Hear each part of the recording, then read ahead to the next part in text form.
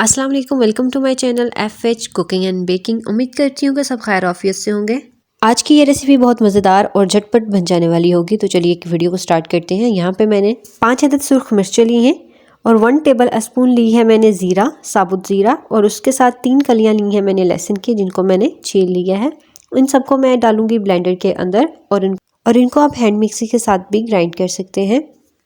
तो यहाँ ब्लेंडर के अंदर मैंने सुर्ख मिर्ची ऐड की, उसके साथ ही मैंने लहसुन की कलियां ऐड कर दी हैं और एंड पे मैं इसके अंदर ऐड करूँगी ज़ीरा, जो कि 1 टेबल स्पून मैंने इसके अंदर डाल दिया है।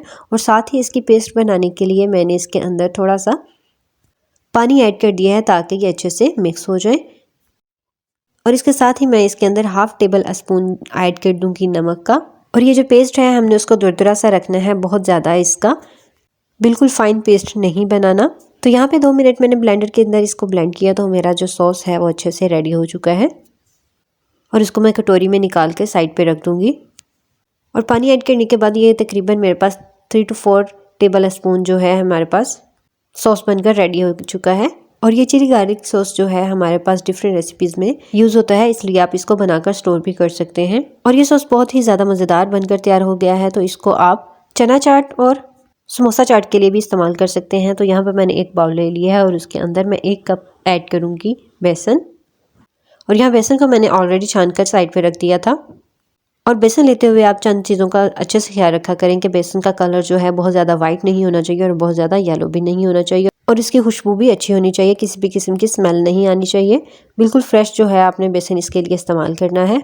और इसके अलावा यहाँ पे आप जो मैंने बेसन ऐड किया है उसकी जगह आप 1 कप जो है आप चने की दाल को ग्राइंड करके इस्तेमाल कर सकते हैं। तो उसके बाद मैंने इसके अंदर ऐड की है हल्दी, और उसके बाद मैंने 1 टीस्पून इसके अंदर ऐड की है रेड चिली, और उसके बाद मैं इसके अंदर ऐड करूँगी 1 टीस्पून सॉल्ट। और उसके बाद सबसे इम्पॉर्टेंट इंग्रेडिएंट जो हमने इसके अंदर ऐड करना है, वो हमारे पास जो पेस्ट हमने बना कर रखा था वो हम इसके अंदर 1 टेबल स्पून ऐड कर देंगे फुल भरकर। इस पेस्ट से जो है हमारे पास दही बड़ों का टेस्ट बहुत ही ज़्यादा अच्छा आता है। इसके अंदर जो गार्लिक यूज़ किया है उससे जो टेस्ट है बहुत ही ज़्यादा बढ़ जाता है। उसके बाद मैंने इसके अंदर ऐड की है 1 पिंच बेकिंग सोडा, और उसके बाद मैंने इसके अंदर ऐड कर दिया है थोड़ा सा वाटर और इसको अच्छे से मिक्स कर लिया है। मिक्स करते हुए आपने पानी थोड़ा थोड़ा करके ऐड करना है ताकि इसका जो हमारे पास पेस्ट है वो एक परफेक्ट सा तैयार हो जाए। बहुत ज़्यादा हमारे पास पतला नहीं होना चाहिए, बहुत ज़्यादा गाढ़ा नहीं होना चाहिए। तो इसलिए आपने पानी जो है थोड़ा थोड़ा करके इस्तेमाल करना है और साथ साथ आपने चम्मच को हिलाता रहना है ताकि ये अच्छे से मिक्स हो जाए और इसके अंदर कोई भी गुठली वगैरह ना रहे। और इस मिक्सर को जितना ज़्यादा आप मिक्स करेंगे ये उतना ही ज़्यादा अच्छा बनता है। इससे आपके जो फुल्कियाँ हैं वो उतनी ही ज़्यादा फूल कर बनती हैं और बहुत ज़्यादा फ्लफ़ी भी होती हैं। और इस मिक्सर को आपने 4 से 5 मिनट तक मिक्स करते रहना है ताकि इसकी अच्छी सी हमारे पास पेस्ट बन जाए। तो यहाँ पे जो है पेस्ट अच्छे से रेडी हो चुकी है। जब ये मिक्सर अच्छे से रेडी हो जाए तो आप इसको 5 से 10 मिनट के लिए ऐसे ही कवर करके छोड़ दें ताकि ये सेटल हो जाए, क्योंकि इसके अंदर हमने बेकिंग सोडा ऐड किया है, जिसकी वजह से जो भी हम डो वगैरह या मिक्सचर रेडी करते हैं उसके अंदर जो थोड़ी सी राइस हो जाती है। तो यहाँ पे मैंने एक कढ़ाई ली है और उसके अंदर 3 से 4 कप मैंने इसके अंदर ऑयल डाल दिया है। जब ऑयल अच्छे से गर्म हो जाएगा तो उसके अंदर मैं हाथों की मदद से फुल्कियाँ बनाना स्टार्ट कर दूँगी।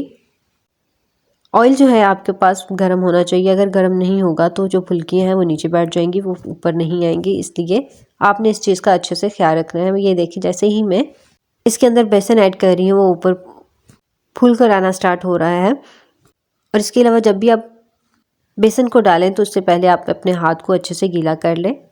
और यहाँ पे मैंने 2 तरह की कढ़ाइयाँ इस्तेमाल की हैं ताकि मेरा काम जो है जल्दी से हो जाए। और फुल्कियों का जब कलर अच्छे से चेंज हो जाए तभी आपने इनको निकालना है। और यहाँ पे 2 से 3 मिनट के बाद जो फुल्कियाँ अच्छे से रेडी हो चुकी थी मैंने इनको निकाल लिया, और निकालने के बाद मैंने 5 मिनट तक इनको ठंडा होने के लिए रख दिया था ताकि जब पानी के अंदर इसको डिप करके रखें तो ये अच्छे से फूल जाए। और यहाँ पे मैंने 1 कटोरी ली है दही की और उसके अंदर 1 टेबल स्पून ऐड कर दिया है सॉस जो मैंने ऑलरेडी तैयार करके रखा था। तो यहाँ पे जो फुल्कियाँ मैंने रेडी करके रखी थी उसको मैं अच्छे से हाथों के साथ पानी को अच्छे से निकाल लूँगी। पानी से निकालने के बाद मैंने इसके अंदर 1 कप दही, और दही के अंदर मैंने 1 चम्मच ऐड कर दिया था सॉस, और उसको मैंने इसके अंदर ऐड करके रख दिया। और उसके बाद मैंने इसके अंदर 1/2 कप मैंने पानी ऐड कर दिया है। और दूसरी तरफ मैंने 1 कटोरी ली है, कटोरी के अंदर मैंने 4 चम्मच ऐड किए हैं कुकिंग ऑयल के और उसके अंदर मैंने 3 अदद डाल दी हैं सुर्ख मिर्च और उसके साथ ही मैंने इसके अंदर ऐड कर दिया है थोड़ा सा ज़ीरा और उसको मैं अच्छे से गर्म कर लूँगी। तब तक मैं इसको गर्म करूँगी जब तक इन सब का कलर चेंज ना हो जाए और इसके अंदर अच्छी सी खुशबू ना आना स्टार्ट हो जाए। और इसका मैं अच्छा सा तड़का जो है तैयार करके रख लूँगी। और इस तड़के की वजह से जो रेसिपी है बहुत ही ज़्यादा टेस्टी बन जाती है। और इसके अलावा जो हमने इसके अंदर सॉस रेडी करके डाली है उससे जो है हमारी जो दही फुल्कियाँ हैं वो बहुत ही ज़्यादा मज़ेदार हो जाती हैं। तो यहाँ पे मैंने इसको 2 से 3 मिनट के लिए अच्छे से फ्राई कर लिया है। और जब ये अच्छे से फ्राई हो जाएगा तो इसको मैं जो दही फुल्कियाँ हमने तैयार करके रखी हैं उसके ऊपर डाल दूँगी। इस रेसिपी को रमज़ान में ज़रूर ट्राई करें क्योंकि ये दही फुल्कियाँ जो है बहुत ही ज़्यादा मज़ेदार बनती हैं। ऐसी बहुत सी मज़ेदार रेसिपीज़ के लिए मेरे चैनल को सब्सक्राइब करना मत भूलिए। और ये लखनऊ स्टाइल दही फुल्कियाँ जब एक मरतबा आप बना लेंगे तो ज़रूर आप दोबारा भी इसको ट्राई करेंगे क्योंकि ये बहुत ही ज़्यादा लजीज बनती हैं।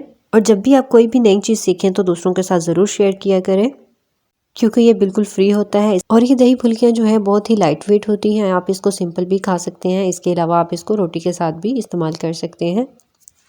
और ये जो दही फुल्कियाँ हैं अंदर से बहुत ही ज़्यादा सॉफ्ट होती हैं, बहुत ही ज़्यादा स्पॉन्जी होती हैं। तो यहाँ पे मैंने गार्निशिंग के लिए इसके ऊपर मैंने डाल दिया है सब्ज़ धनिया और इसके अलावा आप इसके ऊपर दही बल्लो वाला चाट मसाला भी ऐड कर सकते हैं। और यहाँ पे मैं आपको इसको सर्व करके दिखाती हूँ कि ये अंदर से कितनी ज़्यादा सॉफ्ट होती हैं। और अगर आपको लगता है कि आपने आज कोई नई चीज़ सीखी है तो दूसरों के साथ भी ज़रूर शेयर करें। चैनल को सब्सक्राइब भी कर दीजिए और वीडियो को लाइक करना मत भूलिए। और ये दही बड़े देखने में जितने ज़्यादा खूबसूरत लग रहे हैं खाने में इससे कई गुना मज़ेदार होते हैं। वीडियो अच्छी लगी हो तो लाइक, सब्सक्राइब और शेयर करना मत भूलिए। Thank you.